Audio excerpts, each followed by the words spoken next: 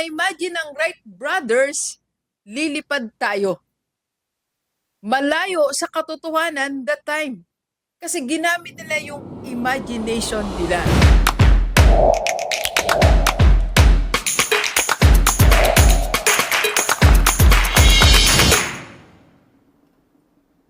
Welcome to the family. Hindi. Gilivers ka lang, concert ko.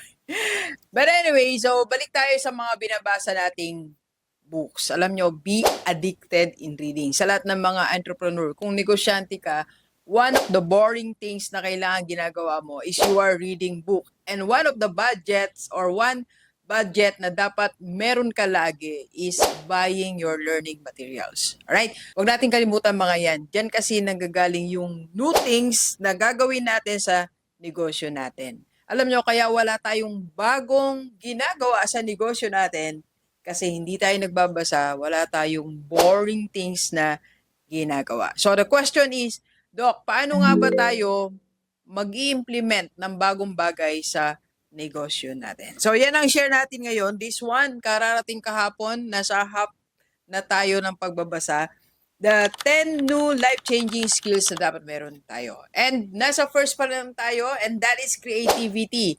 So, lahat ng mga negosyante, kailangan ma-develop natin yung skill na yan para magkaroon ka ng bagong implement sa business mo, especially how to crack the code for additional stream of income. Yan ang dapat natin pinagtutuunan ng pansin. Sabi ko nga sa seminar ko sa lahat ng mga business owners, how to run your school as a business, you have to execute the rule of 4%. What is the rule of 4%? Ibig sabihin po, as a school owner or entrepreneur, only 4% of the total task ng business mo yung ginagawa natin. Okay? So, ang dapat natin ginagawa as an entrepreneur, umiisip tayo ng paano ba madadagdagan ang stream of income natin. And that is, magagawa yan through creativity. Pero ano nga ba talaga ibig sabihin ng creativity? Siguro nung nag-aaral tayo, ilang beses na na-discuss yan, di ba? Ilang beses nang sinabi ng ating professor. Pero ano bang ibig sabihin yan? So, based dito po sa ating book na binabasa, pag creativity po, ang pinag-uusapan natin, we are using our imagination. And pag imagination, ang pinag-uusapan, wala tayo sa reality. Napansin nyo ba? Pag sinabi sa atin, oh, imaginein mo na nasa gubat ka, nasa bundok ka. Imaginein mo na nasa forest ka. Imaginein mo na marami kang pera. Imaginein mo na papunta ka na ng New York ngayon. Imaginein mo na nasa paradise ka ngayon. These are all imaginations. And pag sinabi natin imaginations, lumalayo muna tayo sa reality, sa realidad. So kung i-apply mo yung creative thinking or creativity sa atin as an entrepreneur, lalayo tayo sa realidad para maka-discover tayo ng bago. Alam mo, minsan pag nagpo-plano kasi tayo, one of the mistakes ng mga entrepreneur, pag nagpa-plan tayo, lagi lang tayo nakatapak dun sa reality. Kaya at the end of the planning, kahit 2 days pa kayo or 3 days pa, walang nababago sa planning. Ending, di ba, napansin mo, bumabalik din kayo dun sa activity nyo last year. Bumabalik din kayo doon sa formula na ginamit nyo 2 years ago. And yearly, you are doing everything exact thing na ginawa mo last year. Alam nyo, one time, meron po akong client, no, strat planning namin. Sabi ko, ganito gawin natin, ganito dalhin mo, and ramdam mo talaga yung resistance na ganito kasi namin siya ginawa eh. So, gusto sana namin ganito rin. Kasi hindi tayo lumalayo doon sa realidad na meron tayo. Okay? So, ano ba ibig sabihin nun, Doc? Hindi na makatotohanan yung gagawin namin? Hindi po.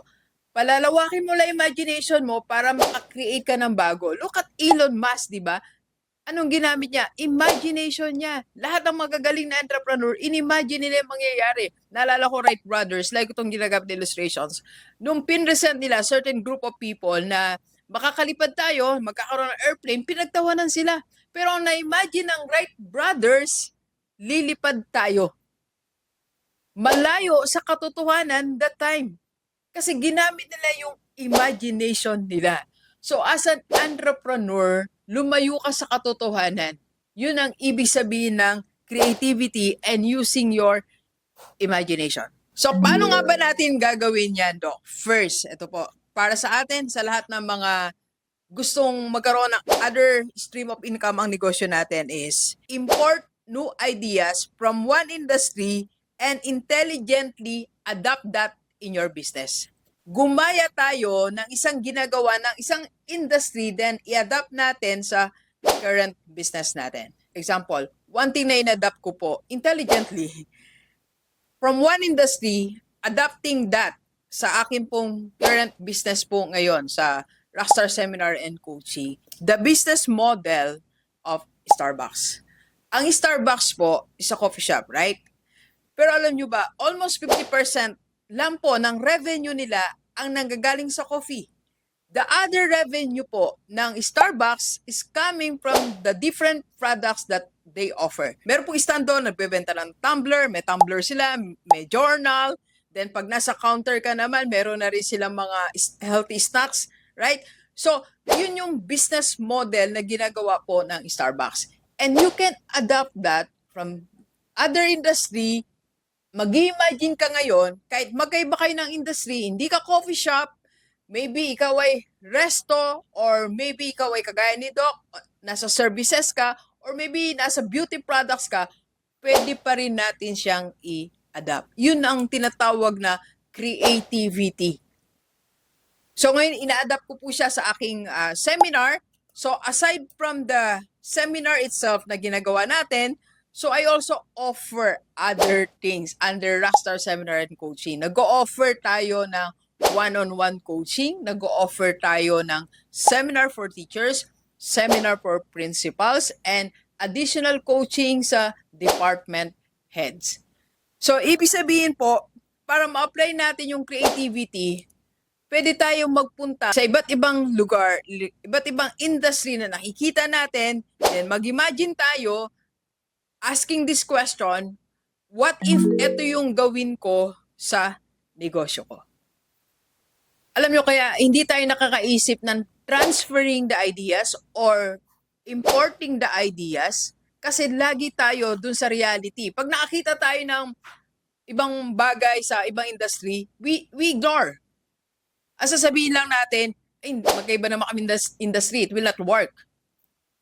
So, saan pumapasok yung creativity natin? Walang creativity. So, try to see anong practices meron sa iba't ibang industry. Pag nagpunta ka ng Hong Kong, tinan mo anong practices dyan na pwede mong i-adapt sa business mo. Nagpunta ka ng Singapore, punta ka ng Vietnam, or local dito sa Pilipinas. Nagpunta ka ng Cebu, punta ka ng Bohol. Ano meron doon na ginagawa nila na pwede mong i-adapt dyan sa negosyo mo? That is creativity. It's imagining the impossible. Imagining yung hindi makatotohanan. Pag puro makatotohanan niisip natin, we tend to go back to our old practices. And that's slowly killing our business. Kaya walang nababago sa ginagawa natin. Alright? Next is, you have to discover commonality between unrelated events. May mga pangyayari na hindi naman sila related, pero meron kang makukuhang aral dyan sa negosyo mo. Kagaya nung binanggit ko po, ewan ko na vlog ko na yung The Black Swan. That is believing in the highly improbable. Yung mga tipong hindi siya mangyayari, pero nangyayari siya. Yung parang nearing to like 2% lang na yung probability na mangyayari siya. But it still happened. That event, pwede mong i-apply sa negosyo mo. Example, pandemic. That event na hindi natin iniisip na it will happen, but it happened. Pwede nating i-apply sa negosyo natin. Ang negosyo mo, maybe smoothly nangyayari siya. Maybe may income tayo. Parang yung isa kong kausap, nagpapacoach siya, Doc, sabi niya, I want this coaching, I want this, but we're doing good. Minsan, di ba ganun tayo? We're doing good, we're okay, pero merong isang pagkakataon that will greatly affect our business. Kaya dapat yung pangyayari na yon, contextualize natin siya, what if mangyari siya on a small scale inside my business? Paano ako magre-react? That is creativity. Yung merong hindi magandang mangyayari sa negosyo mo, but you will use that circumstances kung saan mas mapapaganda pa yung negosyo mo.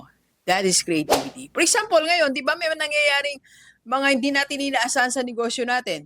Yung pinakamagaling mong empleyado, bisa, bigla na lang nag-resign. From nowhere, bigla hindi na pumasok. As an owner, ngayon mo paanda rin yung creativity mo. So whatever happens sa negosyo mo, hindi yun magiging cause para ma-paralyze yung operations o yung income ng business mo. Because you are a creative entrepreneur. Okay? Later, Gilibers, mag-part 2 tayo. Let's go, let's go. Kape po tayo. Kape po.